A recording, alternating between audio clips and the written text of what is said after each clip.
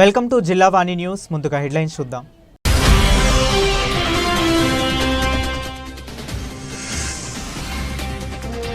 తాను కేసులకు భయపడి ఎక్కడకు పారిపోలేదు. మీడియా సమావేశంలో మాజీ మంత్రి పేర్ని నాని వెల్లడి.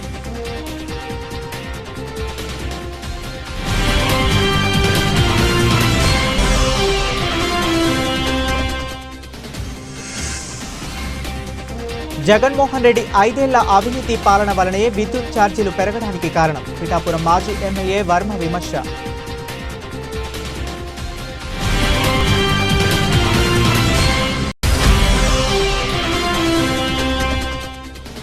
గొల్లల మామిడాలలో రూరల్ హెల్త్ సెంటర్ను ఆకస్మికంగా తనిఖీ చేసిన ఎమ్మెల్యే నల్లామిల్లి రామకృష్ణారెడ్డి. రోగులను అడిగి వైద్యం అందుతున్న తీరును తెలుసుకున్న ఎమ్మెల్యే.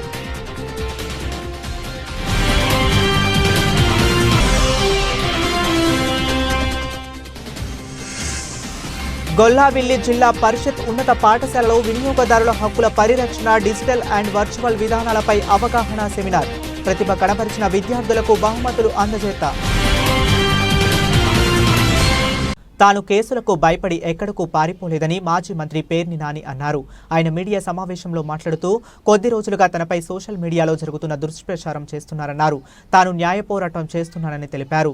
శాఖాపరమైన విచారణ కంటే సోషల్ మీడియా విచారణ ఎక్కువగా కనిపిస్తుందని పేర్ని నాని తెలిపారు. తన భార్య గోదాములో సివిల్ సప్లై అధికారులు ధాన్యం ఉంచిన మాట వాస్తవమేనని, అయితే అందులో మిస్ అయిన వాటిని డబ్బులు చెల్లించామని తెలిపారు. నేను ఏ తప్పు చేయలేదని తన తల్లి మీద ప్రమాణం చేసి చెబుతున్నానని మీడియాకు తెలిపారు. ఇందులో నాకు గనక ఏదన్నా లేదా నా భార్య కానీ నేను కానీ చిన్న పాపం చేసి ఉన్నాం, పాపానికి మేము భాగస్థులమై ఉన్నామంటే గనక నేను అత్యంత ప్రేమించేటువంటి దేవుళ్ళ కంటే మిన్నగా ప్రేమించేటువంటి చనిపోయి మరణించినటువంటి నాకు జన్మనిచ్చిన తల్లి మీద ప్రమాణం చేసి నేను చెప్తున్నాను. అంటే ప్రమాణం చేస్తే సరిపోతా? నాకు జన్మనిచ్చిన తల్లి మరణించి ఉంది, ఆవిడ మీద ప్రమాణం కంటే నేను ఏం చేయగలను? ఇంట్లో నా భార్యకి కానీ నాకు కానీ ఏ పాపం లేదు అని కూడా ప్రజలకు చెప్పుకుంటున్నాను. నేను రాజకీయ నాయకులకు చెప్పట్లేదు. ఖచ్చితంగా ఇవాళ కాబట్టి ఎప్పటికైనా సరే నిజం ఏటతెల్లమవుతుంది, ఎక్కడికి పోదని. 4 రోజులు ఆలస్యమైనా కూడా అబద్ధం 6 మైళ్ళు పరిగెత్తిన తర్వాత నిజం మెల్లగా బయలుదేరుతున్న సంగతి ఖచ్చితంగా నిజం వస్తుంది. జగన్మోహన్ రెడ్డి తన 5 ఏళ్ల అవినీతి పాలన వలనే నేడు విద్యుత్ ఛార్జీలు పెరగడానికి కారణమని, అన్ని రంగాల్లోనూ రాష్ట్రాన్ని భ్రష్టు పట్టించి ఆ తప్పులన్నీ ఇప్పుడు ఈ కూటమి ప్రభుత్వంపై మోపి వైసీపీ డ్రామాలాడటం విడ్డూరంగా ఉందని టీడీపీ రాష్ట్ర అధికార ప్రతినిధి పిఠాపురం మాజీ ఎమ్మెల్యే వర్మ విమర్శించారు. పిఠాపురం మహారాజా కోట ఆవరణలో ఉన్న టీడీపీ కార్యాలయంలో పార్టీ నాయకులతో కలిసి మాజీ ఎమ్మెల్యే వర్మ మీడియా సమావేశం నిర్వహించారు. ఈ సందర్భంగా మీడియాతో మాట్లాడుతూ పోరుబాట పేరుతో నిన్న వైసీపీ చేసిన దొంగ డ్రామా ప్రజలెవరినీ రక్తి కట్టించలేకపోయిందని ఎద్దేవా చేశారు. 3వ తారీఖు, 10వ తారీఖు, 15వ తారీఖు పెన్షన్ అన్నది కంటిన్యూగా ఎత్తున్నారు. నెలలో కొంత ఇన్స్టాల్మెంట్ మీద అవన్నీ తెలుసుకోండి. సింపుల్గా చెప్తున్నాను. చాలా ఇచ్చాడా? 48 మంత్స్లో ఇచ్చాడా? ఇవ్వలేదు కదా. నువ్వు నెలాఖరు వరకు ఇచ్చేవాడు జగన్మోహన్ రెడ్డి. ఇవన్నీ ఇంకా చెప్పుకోకలేదు, ప్రజలందరికీ తెలుసు. సరే, మొక్క నాటింది ఎవరో లేని వాళ్ళందరికీ కూడా సంక్షేమ పథకాలు వస్తాయి. రైతులు ధాన్యం డబ్బులు ఎప్పుడు వచ్చి ఈ సంవత్సరం అమ్మితే వచ్చి సంవత్సరం వచ్చినప్పుడు దమ్ముంటే మీ టైంలో ప్రపోజల్స్ పెట్టారా లేదా? మీ టైంలో 10 సార్లు పెంచాడా లేదా జగన్మోహన్ రెడ్డి? ఇప్పుడు నేను చెప్పినవన్నీ కూడా జగన్మోహన్ రెడ్డి చేసే పైగా నష్టపోయాడు. 10 సార్లు జగన్మోహన్ రెడ్డి గారికి మతి భ్రమించి ఆయన చేసిన తప్పుల్ని ఇటు తెలుగుదేశం పార్టీ మీద పెట్టి ఒక చిన్న డ్రామా నిన్న షూటింగ్కి ఎవరు రాలేదు, ఎక్కువ చిన్న డ్రామా జగన్మోహన్ రెడ్డి నడిపించారు. అందులో భాగంగా 5 సంవత్సరాల్లో 10 సార్లు జగన్మోహన్ రెడ్డి గారు కరెంటు ఛార్జీలు పెంపిన ఘనత జగన్మోహన్ రెడ్డి. ఈయన అవినీతి వలన విద్యుత్ భారాలు అంటే విద్యుత్ నష్టం భారాలంటే 1,29,000 కోట్ల రూపాయలు జగన్మోహన్ రెడ్డి అవినీతి వలన విద్యుత్ సంస్థల మీద పడ్డమే కాకుండా విద్యుత్ ఛార్జీలు కూడా పెంచారు. ఎన్నిసార్లు? 10 సార్లు పెంచిన భారం ఎంత? ఇందులో 32,166 కోట్ల రూపాయలు విద్యుత్ ఛార్జీలు పెంచాడు జగన్మోహన్ రెడ్డి. మాట్లాడి ఈ ఏమనాలి మొద్దులు అందరికీ కూడా ఇది ఒక సమాధానం. పెంచిన ఛార్జీలు జగన్మోహన్ రెడ్డి మీ పరిపాలనలో 32,166 కోట్లు. 10 సార్లు జగన్మోహన్ రెడ్డి 5 ఇయర్స్లో పెంచాడు. మరి గీతక్కయ్య గారికి చెప్పేది ఏంటంటే, అక్కయ్య 5 సంవత్సరాల్లో 10 సార్లు పెంచిన విద్యుత్ భారాలు ఆంధ్రప్రదేశ్లో 32,166 కోట్లు. అక్కయ్య తెలుసుకోకుండా మన 5 ఏళ్ళు మీరు రాలేదు కదా పిఠాపురం, ఎలక్షన్ ముందు కదా వస్తా అని చేత మీకు ఎక్కడికి వెళ్ళలేదు కాబట్టి మీరు ఎక్కడ ఏం జరిగిందో కూడా మీకు తెలియదు. మీ నాయకుడు జగన్మోహన్ రెడ్డిని అడిగితే 32,166 కోట్లు. కరెంటు షాకులు ఇచ్చి ఫిబ్రవరిలో 500 యూనిట్లు దాటిన వారిని అందరికీ కూడా 90 పైసలు పెంచారు. అక్కయ్య మీకు వస్తుంది నాకు వస్తుంది, అది 1,300 కోట్లు. అక్కయ్య 2020లో మే నెలలో స్లాబుల సవరణ పేరుతో 1,500 కోట్లు పెంచారు. జగన్మోహన్ రెడ్డి గారిని అడగండి వెళ్ళి, ధైర్యం ఉంటే. 2021 ఏప్రిల్లో గీత గారు కిలో వాటికి 10 రూపాయలు చెప్పిన 3,540 కోట్లు పెంచారు. అక్కడ ఒకసారి పేపర్ మమ్ముతాను, ఒకసారి చదువుకుని మళ్ళీ ప్రెస్ పెట్టి అన్నీ తప్పైనాయి అని చెప్పాలి. అప్పుడే మీరు నిజమైన నాయకురాలు అవుతారు. 9 గంటలు విద్యుత్ లేదంటున్నారు. మరి అక్క ఎస్సీజెడ్లో భూమి ఉంది కదా ఆవిడ, మరి ఆ భూమికి ఏమైనా బోర్ కనెక్షన్ వేసుకున్నారా గీతక్కయ్య గారు? ఆ బోర్ కనెక్షన్ విద్యుత్కి అప్లై చేశారా? ఆ భూమి సర్వే నెంబరు బోర్ కనెక్షన్ పంపితే 10 నిమిషాల్లో ప్రభుత్వం విద్యుత్ కనెక్షన్ ఇస్తుంది రైతులకి. అందులో తేడా లేదు. సోలార్ పెట్టుకుంటే సోలార్ ఇస్తాం. సంక్షేమ పథకాలు ప్రభుత్వం ఇవ్వలేదన్నారు. ఏమి ఇవ్వలేదు? ఎన్ని రోజులైంది ప్రభుత్వం వచ్చి? మీరు పెన్షన్ ఎన్నిసార్లు ఇచ్చారు? అతనా బేడా అనా పెంచుతా 5 ఏళ్ళకి ఇచ్చారు మీరు. అంచేత సోలార్ విద్యుత్ తెలుగుదేశం ప్రభుత్వం ఇస్తుంది, కూటమి ప్రభుత్వం. అలాగే 9 గంటల క్వాలిటీ కరెంట్ ఇస్తుంది. రైతులు ఎవరు అప్లై చేసుకున్నా ఓపెన్గా చెప్తున్నాను, ఇవ్వకపోతే మా ఆఫీసు రెండు ఇప్పిస్తాం. అలాగే అక్కయ్య గారి భూమి ఎస్సీజెడ్లో ఏదైతే ఉందో అక్కడ ఇవ్వలేనట్టుంది. టెక్నికల్గా ప్రాబ్లం అంటే తెలియదు అక్కడ. అక్కయ్య గారికి కూడా అక్కడ పెట్టుకుంటే వారి డాక్యుమెంట్ ఎస్సీజెడ్లో వాళ్ళ బినామీ డాక్యుమెంట్ సర్వే నెంబరు ఇవి పంపిస్తే అక్కడ కూడా మనం ఇచ్చే పరిస్థితి ఉంది, ఇస్తామని కూడా తెలియజేస్తాం. సంక్షేమ పథకాలు అన్నది మేము అతనా బేడ అనా పెంచలేదు. జగన్మోహన్ రెడ్డి పెన్షన్ 5వ సంవత్సరం లాస్ట్ ఇవ్వలేదు. రైట్ రాయల్గా ఇచ్చాడు ముఖ్యమంత్రి. కూటమి ప్రభుత్వంలో 4,000 ఒక్కోసారి పెన్షన్ ఇస్తున్నారు. 2,000 వరకు తీసుకొచ్చింది ఎవడో చంద్రబాబు నాయుడు. ఈవేళ 4,000 ఇస్తున్నారు చంద్రబాబు నాయుడు గారు. అంచేత గ్యాస్ సిలిండర్ ఇస్తున్నాం, అన్నా క్యాంటీన్లు పెట్టాం, కొన్ని అట్ల మీద కమిటీలు వేశారు ఏ విధంగా కరెక్ట్గా చేయాలని. మీరు ఇచ్చిన దొంగ రేషన్ కార్డులు 100 ఎకరం ఉన్న వాళ్ళకి 50 ఎకరం ఉన్న వాళ్ళకి ఇచ్చిన కార్డుల మీద కూడా ప్రభుత్వం దృష్టి పెట్టి ప్రక్షాళన చేసి ఎవరైతే పేదవాళ్ళు బాధితులు ఉన్నారో, ఎవరైతే పేదవాళ్ళు ఉన్నారో అర్హులైన పేదవాళ్ళు వాళ్ళందరికీ కూడా అన్ని సంక్షేమ పథకాలు అనుకున్న ప్రకారం అన్నీ వస్తాయి. అది అంచేత అక్కడికి ఏంటంటే ఈ పిఠాపురం వాళ్ళ బాధలు కూడా తెలియదు. 5 ఏళ్ళ ముందు ఆవిడ ఎలక్షన్ ముందు 2 నెలల ముందు వచ్చింది ఆవిడ. కాకినాడ జిల్లా పెదపూడి మండలం గొల్లమామిడాడలో రూరల్ హెల్త్ సెంటర్ను ఆకస్మికంగా తనిఖీ చేసిన ఎమ్మెల్యే నల్లామిల్లి రామకృష్ణారెడ్డి రోగులను అడిగి వైద్యం అందుతున్న తీరును తెలుసుకున్న ఎమ్మెల్యే ఓపీ తక్కువగా ఎందుకు నమోదు అవుతుందని వైద్య అధికారులను ప్రశ్నించారు. ఈ సందర్భంగా ఎమ్మెల్యే నల్లామిల్లి రామకృష్ణారెడ్డి మీడియాతో మాట్లాడుతూ ఇక్కడ ఒక ప్రైవేటు డాక్టర్ వైసీపీ శాసనసభ్యుడిగా ఉండటం వలన ఈ ప్రభుత్వం రూరల్ హెల్త్ సెంటర్కి ఈ దుస్థితి పట్టిందని, ఇక్కడ వైద్య సేవలు పూర్తిగా నిర్వీర్యం అయ్యాయని, ఈ ఆరోగ్య కేంద్రమునందు రోగులకు సరైన వైద్య సదుపాయం లేక ప్రైవేటు హాస్పిటల్కి ఎక్కువగా మక్కువ చూపుతున్నారని, ఈ ఆరోగ్య కేంద్రానికి ఏ విధంగా అభివృద్ధి చేయాలనే విషయాన్ని ఇక్కడ ఉన్నటువంటి డాక్టర్లను వాళ్ళ సలహాలు సూచనలు అందించామని హితవు పలికారు. మళ్లీ ప్రభుత్వ రూరల్ ఆరోగ్య కేంద్రానికి మంచి వైభవం తెచ్చి అభివృద్ధి పరుస్తామని మాట ఇచ్చారు. ఈ కార్యక్రమంలో వైద్యులు, ఎన్డీఏ నాయకులు, కార్యకర్తలు తదితరులు పాల్గొన్నారు. ఇక్కడ గొల్లమాలలో గ్రామీణ ఆరోగ్య కేంద్రం రంగరాయ వైద్య కళాశాలకి అనుబంధ సంస్థ. ఇది 1966లో ఇక్కడ ఆర్హెచ్సిని ఏర్పాటు చేయడం జరిగింది. మరి గత ప్రభుత్వంలో అంటే కాంగ్రెస్ ప్రభుత్వం ఉండగా ఇక్కడ హాస్టల్ బిల్డింగ్స్ కానీ అదేవిధంగా ఆసుపత్రి బిల్డింగ్ కానీ టోటల్గా డైలాప్టెడ్ కండిషన్స్కి వచ్చేసి శిథిలమైపోయిన పరిస్థితుల్లో ఆనాడు medical council of India Rangaraya medical కాలేజీకి 7 పీజీ సీట్లను కూడా రద్దుపరచడం జరిగింది.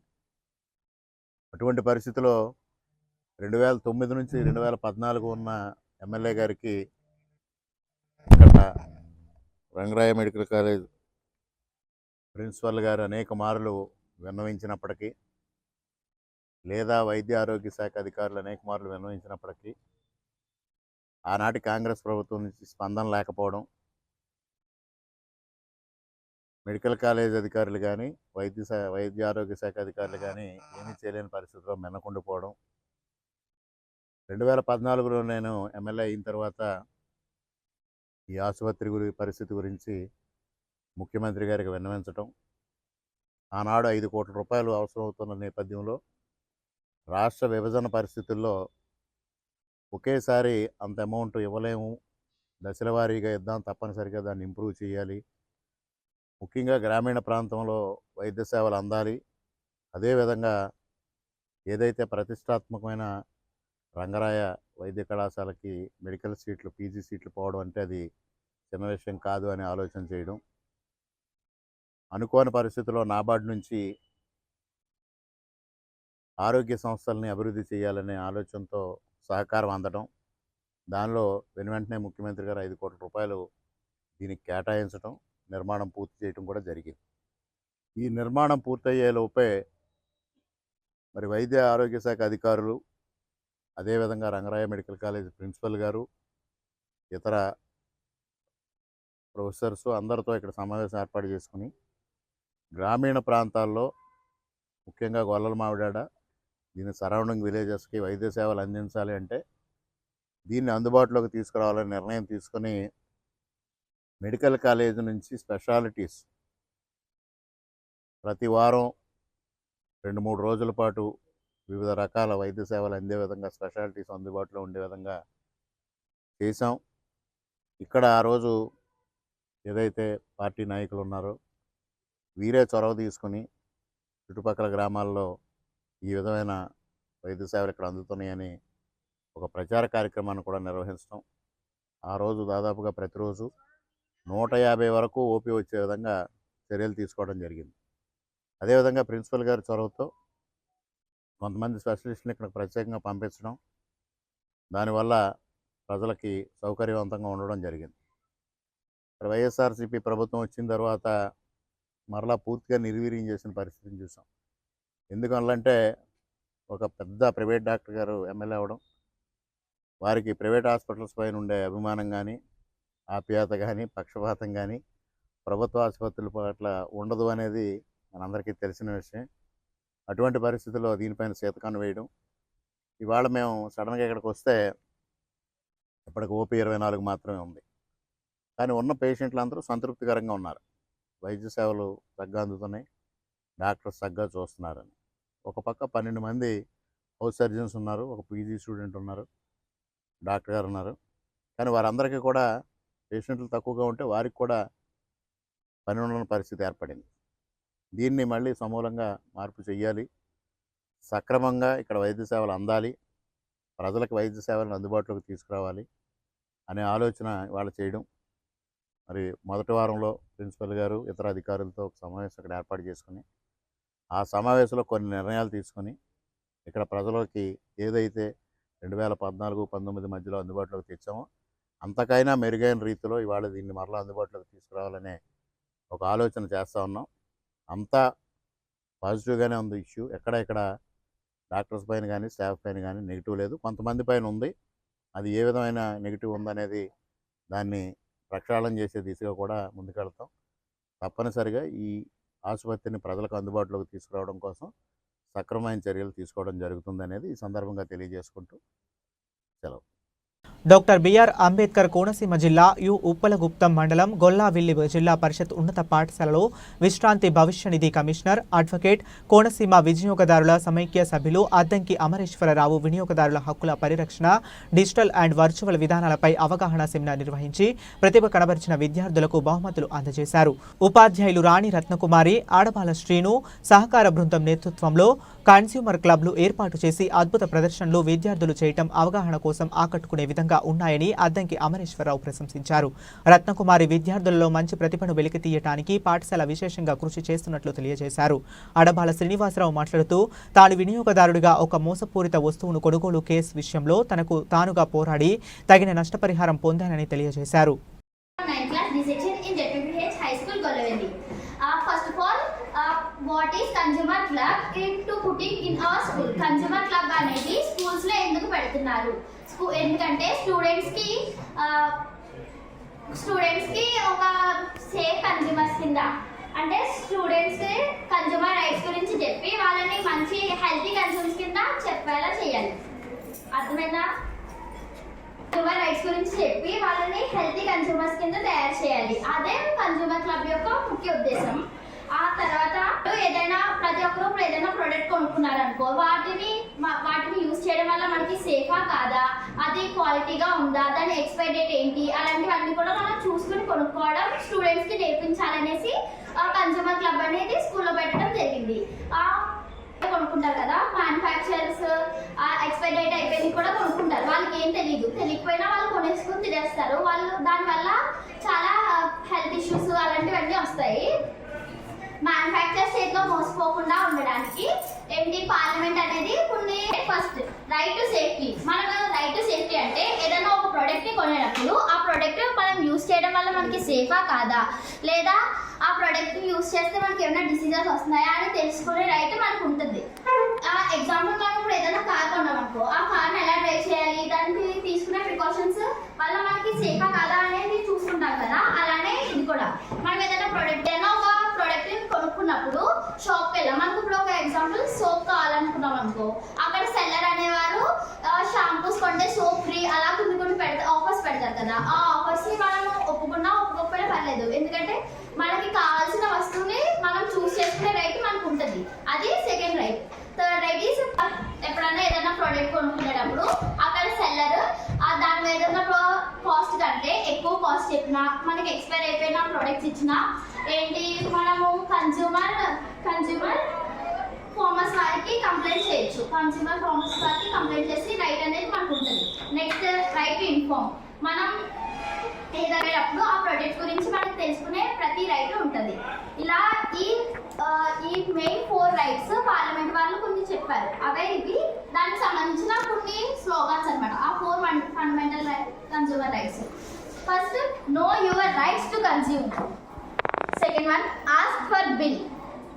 Don't find customers for your products. Find your customers for your products. Stop selling. Start helping. Be respected. Be protected. Know your rights. To consume. Ask for bill.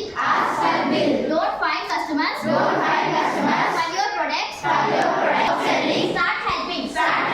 Be respected. Be protected. Rights గురించి చెప్పబోతాను. Right to equality అంటే అందరూ కూడా సమానంగా కొనుక్కోవచ్చు. అంటే ఒకరికి తక్కువ rate ఇచ్చి ఇంకొకరికి ఎక్కువ రేట్ ఇచ్చి కొనుక్కోడు, అందరికీ ఒకే రేట్ ఇవ్వాలి, అలా ఉండాలి. రైట్ టు చూసి మనం ఏ తీసుకోవాలో తీసుకోవచ్చు. అంటే చూపించండి అడిగే రైట్స్ మనకు ఉన్నాయి. రైట్ టు ఇన్ఫర్మేషన్ అడగడం అంటే వాటి గురించి అది ఎంఆర్పి ఎంత, ఎంఎఫ్జి డేట్, ఎక్స్పైరీ డేట్ ఇలాంటివి అడగచ్చు. రైట్ టు రెస్పాన్సిబుల్ మార్కెటింగ్ అంటే మనం బాధ్యతగా కొనుక్కోవాలి, అంటే సరిగ్గా కొనుక్కోవాలి బాధ్యతగా. రైట్ టు హానెస్ట్ యూజ్ అంటే నిజాయితీగా మనం కొనుక్కోవాలి. రైట్ టు ప్రైవసీ అంటే మనకి కొనుక్కోవడానికి చాలా right to fair value good quality safety అంటే అవి క్వాలిటీగా ఉన్నాయా, సేఫ్టీ మనం తింటే సేఫ్గా ఉంటామా లేదా అని చూసుకోవాలి. శని త్రయోదశి పర్వదినాన్ని పురస్కరించుకుని అంబేద్కర్ కోనసీమ జిల్లా మందపల్లి మందేశ్వర ఆలయానికి శనివారం భక్తజనం పోటెత్తారు. అమావాస్య ముందు వచ్చిన శని త్రయోదశి కావటంతో దేశ నలుమూలల నుండి వేలాదిగా భక్తులు తరలివచ్చి పూజలు, తైలాభిషేకాలు నిర్వహించారు. దేవస్థానం కార్యనిర్వహణ అధికారి డిప్యూటీ కమిషనర్ నల్లం సూర్య చక్రధర్రావు ఆధ్వర్యంలో ప్రత్యేక ఏర్పాట్లు చేశారు. ఈ దేవాదాయ ధర్మాదాయ శాఖ కమిషనర్ ఎస్ సత్యనారాయణ ఆలయాన్ని సందర్శించి స్వామివారికి పూజలు, అభిషేకాలు నిర్వహించారు. మనకి ఆంధ్రప్రదేశ్లోనే అతి ముఖ్యమైనటువంటి క్షేత్రం. ముఖ్యంగా ఏలినటి శనేటువంటి వాళ్ళు, అర్ధాష్టం శని కలిగినటువంటి వాళ్ళు, ఇతర సమస్యలతో బాధపడుతున్నటువంటి వాళ్ళందరూ కూడాను ఈ మందపల్లి క్షేత్రానికి రావడం, ముఖ్యంగా శని త్రయోదశి నాడు శనివారాల్లోనూ వారి యొక్క గ్రహ పరిస్థితిని బట్టి ఇక్కడ పూజలు చేసుకోవడం అనేది ఆనవాయితీగా జరుగుతున్నటువంటి ప్రక్రియ. ఎందుకు చెప్తున్నామంటే మందపల్లి మన రాష్ట్రంలోనే శనీశ్వరుడు ప్రతిష్ఠించినటువంటి ఏకైక క్షేత్రం మందపల్లి. ఈ రకంగా అంటే చూసుకున్నట్టు ఇప్పుడు మన మహారాష్ట్ర, దక్షిణ భారతదేశంలో చూసుకున్నట్టే మనకి పావగడ కర్ణాటకలో శని క్షేత్రం, అది కూడా పాపులర్.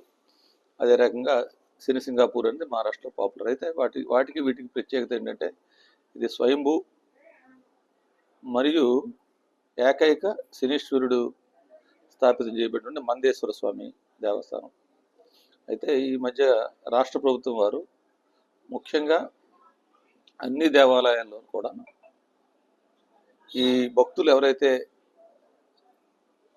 దేవుని యొక్క అనుగ్రహానికి వస్తారో వారందరికీ సరైనటువంటి వసతులు ఏర్పాటు చేయాలని, వారు వచ్చేటప్పుడు వారికి ఇచ్చే ప్రసాదాలు మంచి నాణ్యతమైనటువంటి ప్రసాదాలు ఇవ్వాలని, దాంతోపాటు ఇక్కడ ఉన్నటువంటి భక్తులకు సంబంధించి క్యూ లైన్స్లో ఎటువంటి ఇబ్బంది లేకుండా ఉండేటట్టు చేయాలని, తర్వాత ఇక్కడ జరిగే పూజా ద్రవ్యాలు కానీ లేదంటే ఇతర వీటిలన్నిటిలో కూడా భక్తులు అంటే ఒక గుడికి వచ్చేటప్పుడు ఒక ప్రశాంతమైన వాతావరణంలో ఇక్కడికి వచ్చాము, పూజ చేసుకొని వెళ్ళాము, మాకు మంచి ఫలితం కలిగింది. ఇప్పుడు నేను చాలామందితో మాట్లాడే హైదరాబాద్ నుంచి, నాగోల్ నుంచి వ్యాపారవేత్త 1990 నుంచి వస్తూనే ఉన్నారు. ఇప్పుడు వ్యక్తిగతంగా తీసుకుని నేను కూడా ఇప్పటి నుంచి దేవాలయంతో అనుబంధం కలిగినటువంటి వ్యక్తిని. అయితే ఇక్కడ ఉన్నటువంటి పరిస్థితి చూసిన తర్వాత ఇక్కడ క్యూ లైన్స్ కరెక్ట్గా ఉండేటే చేయాల్సినటువంటి అవసరం ఉంటుంది. అభిషేకాల ప్రక్రియ అంటే సేవలు, అతి ముఖ్యమైనవి సేవలు. ఈ రోజుల్లో ఆన్లైన్ సేవలు, ఆఫ్లైన్ సేవలు కూడా చాలా చాలా ముఖ్యం. ఆన్లైన్ సేవలు కూడా అన్ని గుడుల్లోనూ మనం పెడుతున్నాం. సో దీనిలో కూడాను ఈ అభిషేకాలకు సంబంధించి ఏ రకంగా ఇప్పుడున్న పరిస్థితి చూసుకుంటే ఇక్కడ 250 రూపాయల టికెట్, 700 రూపాయల టికెట్లతో అభిషేకాలు జరుగుతున్నాయి. ఇక్కడ ఓపెన్ ప్లేస్లో చాలామంది చేసుకుంటున్నారు. ఇక్కడ ఉన్నటువంటి స్పేస్ కన్స్ట్రెంట్ దృష్ట్యా అంటే తక్కువ స్థలం ఉండడం వల్ల భక్తులు కొన్ని ఇబ్బందులు అయితే ఉన్నాయి. దానితోడు అనువంశంగా వస్తున్నటువంటి దేవాలయంలో కొన్ని సమస్యలు అయితే ఉన్నాయి. ఈ సమస్యలన్నీ అధిగమించి ఏ రకంగా ఈ క్షేత్రాన్ని మనం భగవంతుడు ఆశీస్సులతో ముందుకి, ఎందుకంటే ఒక్కోసారి తెలియకునే మనం జరుగుతుంటాయి. సో ఈ ప్రక్రియ అంతా భగవంతుడి చేతిలో ఉంది. కాబట్టి తప్పనిసరిగా రాష్ట్ర ప్రభుత్వం ఈ రియల్ టైం గవర్నెన్స్ వీటిలన్నింటినీ కూడా కీ పర్ఫార్మెన్స్ ఇండికేటర్స్లో ఇవన్నీ పెట్టి ముందుకు తీసుకెళ్లాలనేది రాష్ట్ర ప్రభుత్వం యొక్క ఉద్దేశం. భక్తుల నుంచి కూడా నిరంతరం ఫీడ్బ్యాక్ తీసుకోవడం, ఆ ఫీడ్బ్యాక్ తీసుకున్న తర్వాత దాన్ని తిరిగి తప్పులు ఏమైనా వాళ్ళు చెప్పినట్టయితే ఆ తప్పులను మనం సవరించుకొని మళ్ళా భక్తులకు సరైనటువంటి వసతులు ఏర్పాటు చేయాలనేది లక్ష్యం. ఈ key performance indicators real time గవర్నెన్స్కి సంబంధించి ప్రతి గుడిలో కూడా మనకు ఉన్నటువంటి గుడిలో అన్నింటిలో కూడాను సరిపోయినటువంటి సీసీ కెమెరాలు ఉండడం, భక్తులకి, మహిళలకి, ముఖ్యంగా మహిళలకి, చిన్నపిల్లలకి, దివ్యాంగుల విషయంలో ఇక్కడ మా సిబ్బంది కూడా, దేవాదాయ సిబ్బంది కూడా కొంత శిక్షణా కార్యక్రమం ఇవ్వాల్సి ఉంటుంది. యాటిట్యూడ్ అనేది అన్ని డిపార్ట్మెంట్లో ఉంది. ఈ డిపార్ట్మెంట్లో కూడా యాటిట్యూడ్ ప్రాబ్లం, కొంతమంది సరిగ్గా ప్రవర్తించకపోవడం, అక్కడక్కడ సెక్యూరిటీ వాళ్ళు దురుసుగా ఉండడం, ఇవన్నీ గమనించి రాష్ట్ర ప్రభుత్వం భక్తుల పాయింట్ ఆఫ్ వ్యూ ఏ రకంగా చేస్తే మంచిది, తద్వారా మన దేవాలయాల యొక్క పునర్వైభవం ఒకవైపు తీసుకుంటూ రెండో వైపు ఈ గుడిలో అందించే సేవల్లో వారు సంతృప్తి పొంది తదనుగుణంగా ఇప్పుడు ప్రతి ఒక్కరు కూడాను గతంతో ఇప్పుడుతో పోల్చుకున్నట్టయితే గుడిలో భక్తుల సంఖ్య అనేది పెరిగింది గతంతో పోల్చుకుంటే. ఇప్పుడు వీకెండ్స్ వచ్చాయి, చదువుకున్న వాళ్ళు, ఉద్యోగస్తులు వీకెండ్లో గుళ్ళకి రావడం అనేది మనం చూస్తూనే ఉన్నాం. సో అన్ని గుడుల్లో మందపల్లిలో వేయించేస్తున్న శ్రీ మందేశ్వర స్వామి వారి స్వయంభూ శని ఈశ్వరుడి చేత ప్రతిష్ఠ చేయబడిన మందేశ్వర ఆలయంలో మరి ఈ రోజున శనివారం త్రయోదశి కలిసి రావడం వల్ల శని త్రయోదశి, మరి ఏళ్ళనాడు శని ప్రభావం ఉన్నవాళ్ళు కానీ, శనిని ప్రసన్నం చేసుకునే వాళ్ళు కానీ, అష్టమదోషాల్లో ఉన్నవాళ్ళు కానీ వీళ్ళందరూ కూడా ఈ రోజున విశేషంగా రావడం జరిగింది. సుమారుగా 25,000 నుంచి 35,000 దాకా కూడా జనం రావడం జరిగింది. వీళ్ళందరూ కూడా అభిషేకాలు 8,000 అభిషేకాలు కూడా కార్యక్రమాలు ఇప్పుడు దాకా పూర్తయినాయి. తదుపరి వీళ్ళందరికీ కూడా మరి స్వామివారి ప్రసాదం అన్నదానం కూడా ఏర్పాటు చేయడం జరిగింది. మంచినీటి వసతి ఏర్పాటు చేయడం జరిగింది. క్యూ లైన్లో సేవకులు మరి సెక్యూరిటీ వాళ్ళ చేత క్యూ లైన్లు కూడా వాళ్ళు ఏర్పాటు చేయడం జరుగుతుంది. సో చాలా పీస్ఫుల్గా ప్రశాంతంగా భక్తులందరూ కూడా స్వామివారిని దర్శించుకుంటున్నారు. ఓం మందేశ్వరాయ నమః. ఈరోజు శని త్రయోదశి, అనురాధ నక్షత్రం, స్వామివారి జన్మ నక్షత్రం అయిన సందర్భంగా శ్రీ మందేశ్వర శనేశ్వర స్వామివారికి అభిషేకం చేయించుకున్నట్లయితే ఒక మంచి విశేషమైనటువంటి ఫలితం ఉంటుంది. ఆ ఉద్దేశంతో ఈరోజు చాలామంది భక్తులు రావడం, స్వామివారిని దర్శించుకోవడం కూడా జరిగింది. అంతేకాకుండా శని దోష నివారణ కోసం స్వామివారికి తెల్ల తైల సహిత అంటే నువ్వుల నూనెతో అభిషేకం చేయించుకోవడం, అలాగే గుడపిష్ట నైవేద్యం అంటే నువ్వులు బెల్లం ముక్క స్వామివారికి నైవేద్యం పెట్టినట్లయితే వారికి ఉన్నటువంటి ఏళ్ళనాడు శని, అర్ధాష్టమి శని, అష్టమ శని మొదలైనటువంటి శని దోషాలు తొలగుతాయని చెప్పేసి పూర్వకాలంలో స్వామివారిని ప్రతిష్ఠించినటువంటి శని వారు చెప్పడం జరిగింది. అందువల్ల ఈరోజు విశేషంగా భక్తులకు ఇక్కడికి రావడం జరుగుతోంది. ఈ యొక్క స్వామివారి దేవాలయం ఎంతో విశిష్టత చెందినటువంటి దేవాలయం. ఇక్కడికి వచ్చినటువంటి ప్రతి ఒక్కరికి కూడా అభిషేకం చేయించుకున్న వారందరికీ కూడా ఎంతో ఫలితాలు కనిపిస్తున్నాయి. అందువల్లే స్వామివారి అభిషేకం కోసం తండోపతండాలుగా వస్తూ ఉన్నారు. అలాగే ఈ యొక్క స్వామివారి ఆలయంలో బ్రహ్మేశ్వరుడు, నాగేశ్వరుడు, అలాగే గౌతమ్ మహాముని ప్రతిష్ఠించినటువంటి వేణుగోపాల స్వామి, ఇటువంటి స్వామివారిని అందరినీ కూడా దర్శించుకోవడం చాలా విశిష్టమైనటువంటి ఫలితాన్ని ఇస్తుంది. కాకినాడ జిల్లా పిఠాపురం దేశంలో ఆర్థిక వ్యవస్థను బలోపేతం చేసి ప్రపంచంలోనే గొప్ప ఆర్థిక వ్యవస్థ కలిగిన దేశంగా భారతదేశాన్ని నిలిచిన గొప్ప ఆర్థికవేత్త, మహామేధావి, మాజీ ప్రధాని మన్మోహన్ సింగ్ అని, దేశానికి ఆయన చేసిన సేవలు మరువలేనివని వైఎస్ఆర్సీపీ పిఠాపురం నియోజకవర్గ ఇన్ఛార్జ్ మాజీ ఎంపీ వంకా గీతా విశ్వనాథ్ కొనియాడారు. మాజీ ప్రధాని మన్మోహన్ సింగ్ మృతి పట్ల పిఠాపురం పట్టణం మహారాజకోట ఆవరణలో గల వైఎస్ఆర్సీపీ కార్యాలయంలో పార్టీ నాయకులు, కార్యకర్తలతో కలిసి వంకా గీతా విశ్వనాథ్ సంతాపం తెలియజేస్తూ మన్మోహన్ సింగ్ చిత్రపటానికి పూలమాలలు వేసి పుష్పాంజలి ఘటించి నివాళులు అర్పించారు. ఈ సందర్భంగా వంగా గీతా విశ్వనాథ్ మీడియాతో మాట్లాడుతూ మన్మోహన్ సింగ్ సేవలు కొనియాడుతూ ఆయనతో తనకున్న పరిచయాన్ని గుర్తు చేసుకున్నారు. ఈ కార్యక్రమంలో గుండేపల్లి బాబీ, బత్తుల సాయి, తలిశెట్టి వెంకటేశ్వరరావు, రావుల మాధవరావు, కొత్తెం దత్తుడు, ఉలవల భూషణం, బొనసూల శివ, సయ్యద్ మహదుద్దీన్ మరియు పాలక ప్రవీణ్ తదితరులు పాల్గొన్నారు. మాజీ ప్రధానమంత్రి, మరి ఇంచుమించుగా ప్రపంచంలోనే అత్యంత ఆర్థిక సంస్కరణలు, ఆర్థికవేత్తగా పేరుగొన్న మాజీ ప్రధాని మన్మోహన్ సింగ్ గారు మరణం దేశానికి తీరని లోటు. మన్మోహన్ సింగ్ గారిలో గొప్పతనం ఏంటంటే ఇంచుమించుగా ఇప్పటి వరకు ఏ రాజకీయ నాయకుడు కానీ, ఏ దేశ ప్రధాని కానీ అన్ని పదవులు అధిరోహించి ఉండరు. వరల్డ్ బ్యాంక్లో చేశారు, ఆర్బీఐ గవర్నర్ చేశారు, యూజీసీ చైర్మన్ చేశారు, ప్లానింగ్ బోర్డ్ వైస్ చైర్మన్ చేశారు, ఆర్థిక శాఖనంతటినీ కూడా నడిపించారు సెక్రటరీగా, తర్వాత ఆర్థిక శాఖ మంత్రిగా వచ్చారు, తర్వాత ప్రధానమంత్రిగా వచ్చి భారతదేశాన్ని ఆర్థిక పరంగా ఒక మలుపు తిప్పిన వ్యక్తి ఎవరు అంటే మన్మోహన్ సింగ్ గారు. ఆర్థికంగా అత్యంత మేధావి ఆయన. కొన్ని చట్టాలు ఆయన టైంలో రావటం అనేది నిజంగా పేద వర్గాలందరికీ, విజయనగరం కానీ మన ప్రాంతాల్లో ఉన్న విజయనగరం, శ్రీకాకుళం, విశాఖపట్నంలో కొంత ప్రాంతం అంతా కూడా, అదేవిధంగా రాయలసీమ, తెలంగాణ ఇలాంటి ప్రాంతాల్లో వలసలకు పోయేవారు. అలా లేకుండా మరి మహాత్మా గాంధీ ఉపాధి హామీ పథకాన్ని ఆ రోజు ఆయన బిల్లు పాస్ చేయడం జరిగింది. నాకు కూడా చాలా అనుబంధం ఉంది. నేను అప్పుడు రాజ్యసభ మెంబర్గా ఉన్నాను. నేను రాజ్యసభ మెంబర్ అయినప్పటికీ ఆయన అపోజిషన్ లీడర్గా ఉన్నారు. తర్వాత 2004 నుంచి ఆయన ప్రధానమంత్రి, 2 సంవత్సరాలు ఆయన అధికారంలో ఉన్నప్పుడు ప్రధానమంత్రిగా ఉన్నప్పుడు కూడా మరి అనేక విషయాలు అత్యంత సౌమ్యుడు మాత్రమే కాదు, అత్యంత సమ్యమైన వ్యక్తే కాదు, అత్యంత ఎదుటివారికి గౌరవాన్ని ఇచ్చి మానవ సంబంధాలు పెంపొందించడంలో ఆయన్ని మించిన వారు లేరనే విధంగా ఇప్పటికీ కూడా మర్చిపోలేను. అంత మంచి వ్యక్తి. నిజంగా భారతదేశం ఒక సౌమ్యుడైనని, ఒక మంచి ఆర్థికవేత్తని కోల్పోయింది. ఆయన తిరిగి రాలేని లోటు, మరి ఆ లోటు ఎవరు కూడా తీర్చలేరు. ఆయన ఆత్మకు శాంతి చేకూరాలని, అదేవిధంగా కుటుంబానికి మా అందరి తరఫున, వైఎస్ఆర్సీపీ పార్టీ తరఫున, పిఠాపురం నియోజకవర్గ వైఎస్ఆర్సీపీ పార్టీ తరఫున, మా నాయకులు అందరి తరఫున వారికి ఘనంగా మేము నివాళులర్పిస్తాం. కాకినాడ జిల్లా పెదపూడి మండలం పైన గ్రామంలో శివానందం ఆశ్రమంలో శ్రీ శ్రీ సద్గురు ప్రహ్లాద బాబావారి 105వ జన్మదినం సందర్భంగా మొదట బాబావారి చిత్రపటానికి పూలమాలలు వేసి కేక్ కట్ చేసి భక్తులందరికీ కేకును ప్రసాదంగా పంచిపెట్టారు. ఈ సందర్భంగా భజనా బృందం బాబావారి నామస్మరణలతో కీర్తనలతో కోలాహలంగా భజనలు నిర్వహించారు. ప్రహ్లాద బాబావారి జన్మదిన వేడుకలు భక్తుల నడుమ ఘనంగా జరిగింది. వచ్చిన భక్తులు అందరికీ అన్నప్రసాదం ఏర్పాట్లు చేశారు. కమరగిరి పట్టణంలో పేరుగాంచిన శ్రీ ప్రహ్లాద బాబా జన్మదిన వేడుకలు ప్రతి ఏటా ఈ పైన గ్రామంలో ఉన్న ఆశ్రమంలో జరుపుతారు. ఈ కార్యక్రమంలో దాట్ల సుబ్బరాజు, వచ్చవాయి సూర్యనారాయణ రాజు, పచ్చిపాల వీరభద్రరావు, మాజీ ఉప సర్పంచ్ మట్టపర్తి వీరభద్రరావు, కుడిపూడి సాయిరాం, శేషగిరి, నులుకర్తి లక్ష్మీనరసింహ, వీర రాఘవులు, కరెంటు సూరిబాబు, భక్తుల గ్రామ పెద్దలు తదితరులు పాల్గొన్నారు.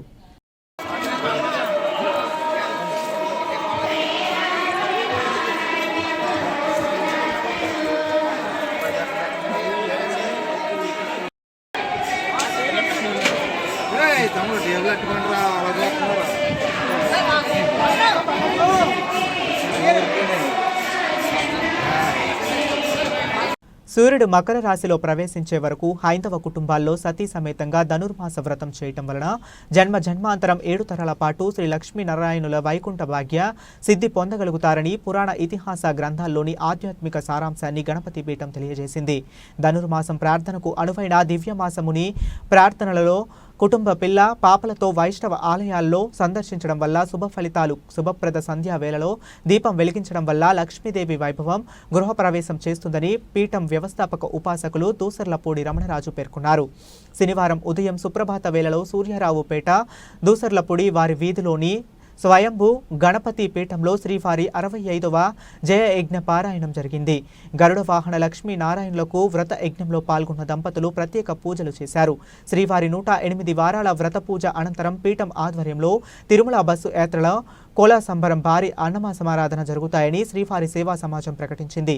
దంపతులు తాంబూలాలు ప్రదానం చేశారు.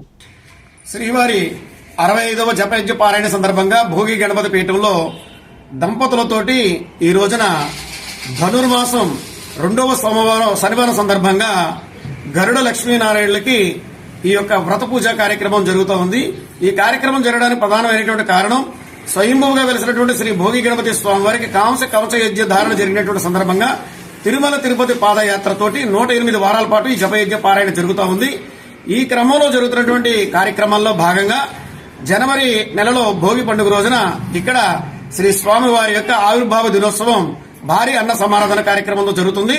అందరూ కూడా పాల్గొని స్వామి యొక్క తీర్థ ప్రసాదాలు, అన్న ప్రసాదాలు స్వీకరించి క్షేమస్థైర్య విజయ అభయ ఆరోగ్య సిద్ధిని అందరూ కూడా అందుకోవాల్సిందిగా ప్రతి ఒక్కరిని కూడా భోగి గణపతి పీఠం స్వాగతిస్తోంది.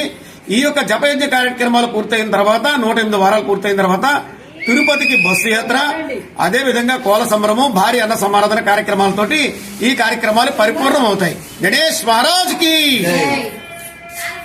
కాకినాడ జిల్లా సామర్లకోట పట్టణంలోని దేశానికి అవసరమైన వస్తు సంపద, సేవా సంపదను అందించేందుకు విద్య అవసరమని, దానికి నేటితరం విద్యార్థులు కృషి చేయాలని లోక్ సత్తా పార్టీ వ్యవస్థాపక అధ్యక్షులు సోషలిస్ట్ డాక్టర్ జయప్రకాష్ నారాయణ్ అన్నారు. సామర్లకోట వైఎస్ఆర్ఎల్ డిగ్రీ కళాశాలలో శనివారం విద్యార్థులతో ముఖాముఖి కార్యక్రమంలో డాక్టర్ జయప్రకాష్ నారాయణ్, ప్రముఖ వైద్యులు, రచయిత డాక్టర్ ఆలూరి విజయలక్ష్మిలు విచ్చేసి పాల్గొన్నారు. ఈ సందర్భంగా డాక్టర్ జయప్రకాష్ మాట్లాడుతూ మనిషి ఒక జంతువు అయినా సృష్టిలో ఏ జంతువుకు లేని శరీర ఆకృతి, మేధస్సు మనిషికి మాత్రమే ఉందన్నారు. ఆ మేధస్సును పెంచుకునేందుకు విద్య అవసరం అన్నారు. విద్య ద్వారా సంపాదించిన మేధస్సును ధనార్జనకు కాక సమాజ మేలుకు జరిగే విధంగా ఉపయోగించాలన్నారు. విద్యార్థులంతా కులం, మతం, ప్రాంత, భాష అనే కులంలోని తారతమ్యాలను విడిచిపెట్టి తెలివికి సానపెట్టి సమాజానికి ఉపయోగపడాలన్నారు. తాను ఒక మారుమూల గ్రామంలో పుట్టి జిల్లా పరిషత్ పాఠశాలలో చదివానన్నారు. పూర్వం పాఠశాలల్లో ఉపాధ్యాయులు విద్య నేర్పేందుకు ప్రాణం పెట్టేవారన్నారు. వారికి ప్రభుత్వం ఇచ్చే వేతనం అతి తక్కువగా ఉన్న ఉపాధ్యాయుల పోషణ, పాఠశాల బాగోగులు గ్రామస్తులు చూసుకునేవారన్నారు. ఆ పరిస్థితిలు ప్రస్తుతం కనిపించడం లేదన్నారు. తాను ఎక్కడా మీలాంటి పిల్లలను చూసినా నా బాల్యాన్ని గుర్తు చేసుకుంటానని జయప్రకాష్ అన్నారు. ఈ కార్యక్రమంలో వైఆర్ఎల్ కళాశాల chairman doctor Manikyam, director Ravichandra, principal Lavanya, correspondent Lakshmirajyam, AO Akula Durgaprasad, Vivekananda సమితి నాయకులు కంటిపూడి గోపాలకృష్ణ, సమితి నాయకులు, కళాశాల అధ్యాపకులు అధిక సంఖ్యలో విద్యార్థులు పాల్గొన్నారు. లేచి నిలబడి మీరు ఏం చేస్తారు ఉదయం నుంచి సాయంత్రం వరకు మీ lifestyle? Fast junk foods ఏం తీసుకోను, ఇంట్లో తయారు చేసి ఫుడ్ మాత్రమే తింటారు. ఓకే, ఇంకా లైఫ్ స్టైల్ హెల్దీ అంటే ఎన్ని గంటలు నిద్రపోతావు, ఎప్పుడు పడుకుంటావు, ఎప్పుడు లేస్తావు? Minimum 8 hours. ఓకే, ఇంకా బులెటిన్ ముగించే ముందు మరొకసారి హెడ్లైన్స్ చూద్దాం.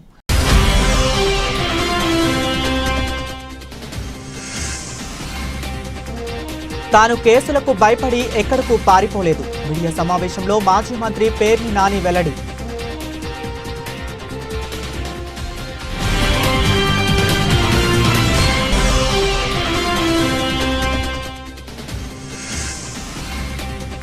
జగన్మోహన్ రెడ్డి 5 ఏళ్ల అవినీతి పాలన వలనే విద్యుత్ ఛార్జీలు పెరగడానికి కారణం. పిఠాపురం మాజీ ఎమ్మెల్యే వర్మ విమర్శ.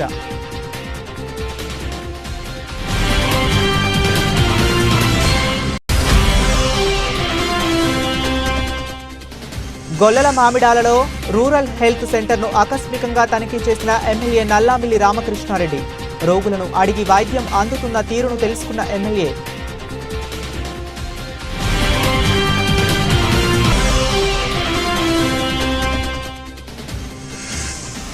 గొల్లావిల్లి జిల్లా పరిషత్ ఉన్నత పాఠశాలలో వినియోగదారుల హక్కుల పరిరక్షణ, డిజిటల్ అండ్ వర్చువల్ విధానాలపై అవగాహన సెమినార్. ప్రతిభ కనబరిచిన విద్యార్థులకు బహుమతులు అందజేత. ఇవి ఇప్పటి వరకు ఉన్న అప్డేట్స్. మరిన్ని అప్డేట్స్ కోసం కీప్ వాచింగ్.